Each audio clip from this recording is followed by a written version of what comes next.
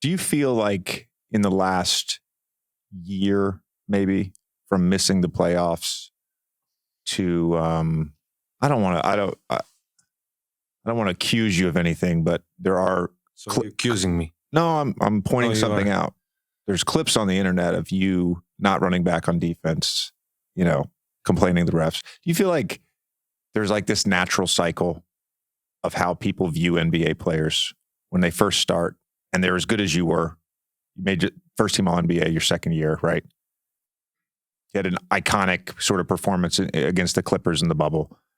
You get to the conference finals and then you don't make the playoffs, and all of a sudden there's like a backlash almost to you. Did you feel that? Yeah. I mean, of course. I think a player like me, I think needs to make playoffs every year. Especially the last season was tough. But yeah, I mean, there's always going to be talks, always some people going to say something about you. Me about my defense, obviously. But I think I really took a step this year. I saw some stats. One of my friends texted me. Some defensive stats? Yeah. I don't remember really what it was, but in isolations against me, I was in good percentage. I don't remember how much, but I saw it. Is that because you're taking more pride in trying more? Or is it a concerted effort for you this year? Yeah. I think it's way more effort than last year's. But it's just, I think it's way more effort. So when last season ended and you guys don't make the playoffs, you're disappointed. I say this all the time, Luka. And I lived through it with you, actually. Getting traded midseason, roster turnover, all that stuff. It's hard. You guys lose Jalen. Don't get anything back for him, too. And then the Kyrie trade happens. We'll get to that. The Kyrie trade happens.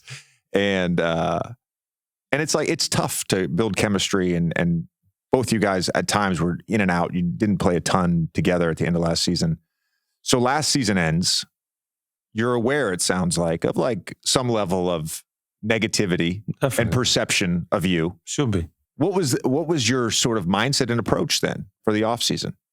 Even coming into this season? What did you want to prove? What did you want to get better at?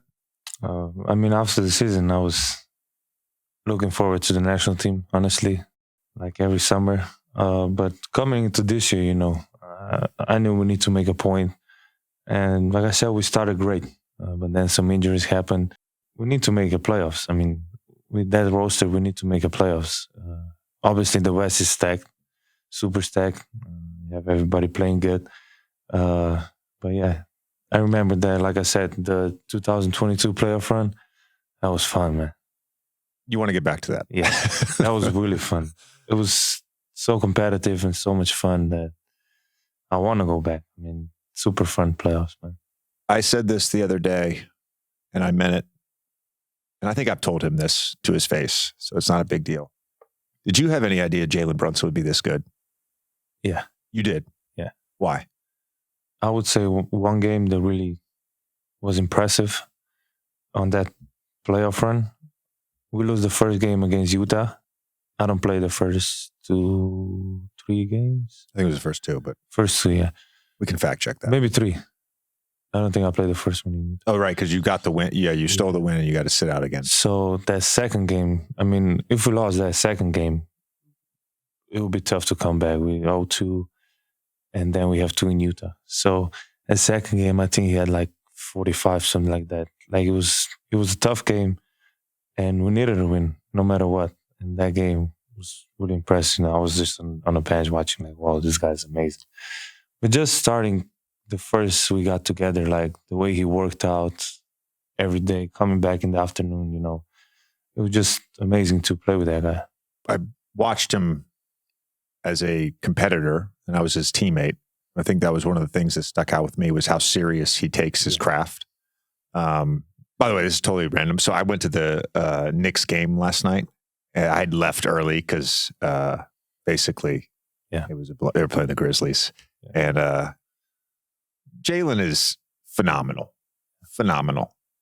Jalen Brunson, since Villanova, really, but certainly since he got in the NBA, if he dribbles up the right sideline, if he dribbles up the right sideline and goes to a DHO with a guard, he's going to keep it. Yeah.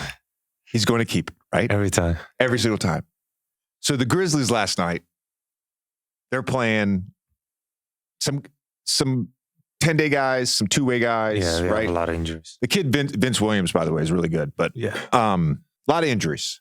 Young guys too, right? I think Luke Kennard, Rose was playing, right? Saldama, Derrick Rose played some. Yeah, that was pretty much it. I think for like not young guys. I'm sitting across from their bench, and they take the ball out, and Tibbs yells 7 keep. He yells the word keep. Yeah. If I can hear it, all the Grizzlies players can hear it. And Jalen dribbles up the right side And keeps it. and keeps it and gets a wide open layup. I mean, What the fuck? he always keeps it. He always keeps it.